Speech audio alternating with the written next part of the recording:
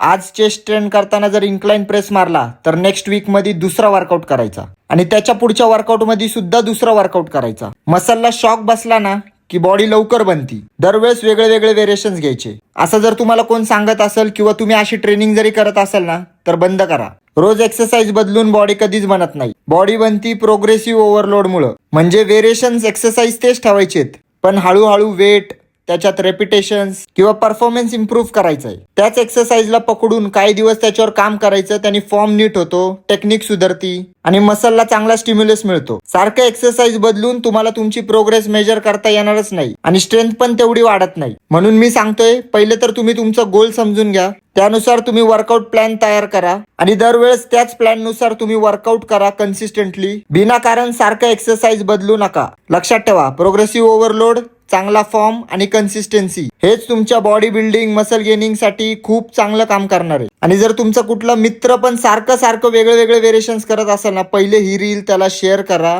आणि जर तुम्हाला फिटनेसचे असेच रिअल टिप्स पाहिजे असेल तर तुमच्या भावाला फॉलो करायला विसरू नका.